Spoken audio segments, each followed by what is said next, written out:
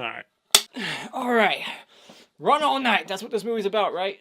Basically. So Run All Night is a Liam Neeson movie, and it's about Liam Neeson and his son, and they are running away all night. They're running from cops, they're running from bad guys, they're running from other people. Oh, by the way, this is Liam Neeson month. This isn't the best Liam Neeson movie, but this is one that was just on TV, and I was like, oh, what are the odds? Liam Neeson in this movie, he's not your typical character. He actually is a stone cold killer. He's got a very bad past. He used to kill people, even relatives of his family, and now he's just an alcoholic. He's drinking every day because he feels guilty about all the things he's done. And then one day his son gets in some hot water, and he has to choose between being faithful to his co-worker, you know, his evil boss, who's also his friend, or protecting his son and going against his best friend. This is also one of those rare Liam Neeson movies where he embraces his Irish heritage, you know. This is like the only Liam Neeson movie where he like fully goes Irish and talks about being Irish, makes Irish jokes. There's a good variety of different action set pieces in this movie. You know, you got the car chases and car crashes, and you got shootouts. You got shootouts in apartment buildings that are on fire. You got fist fights in cramped spaces like bathrooms and subway stations, and lots of good action pieces in this movie.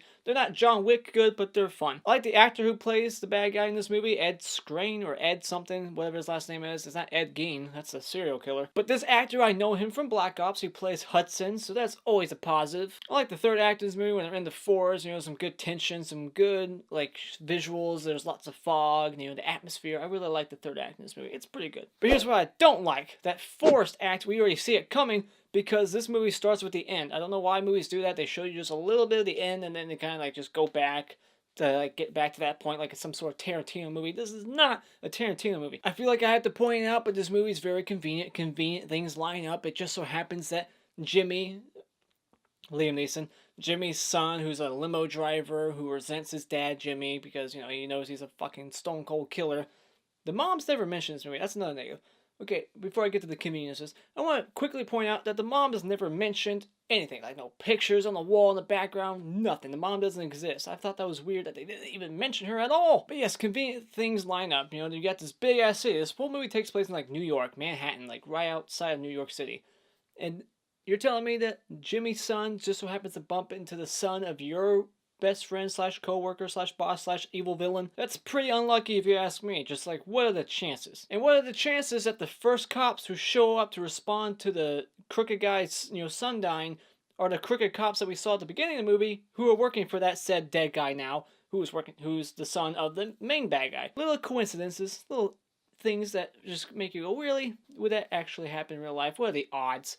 You're telling me that no good cops could show up? There's a hitman in this movie played by Common. I guess Common, he's becoming Liam Neeson. He's becoming that cliche role that every movie I see him in. John Wick 2.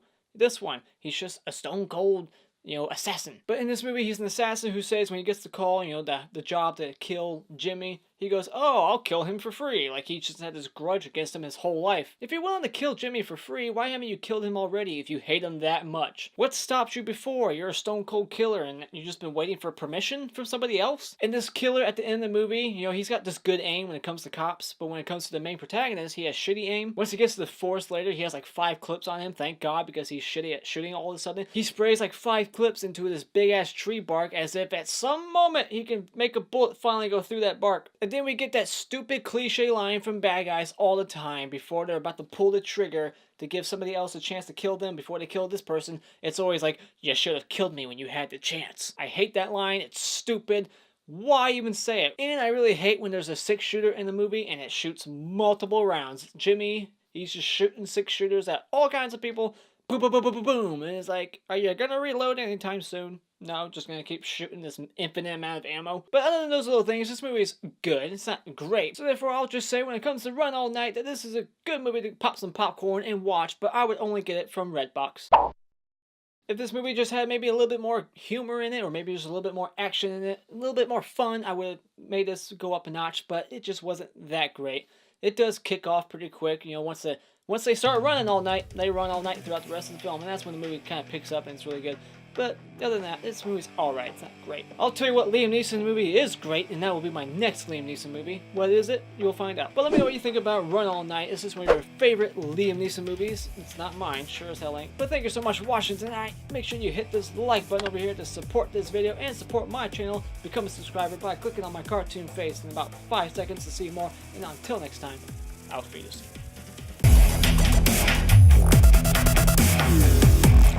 Bye.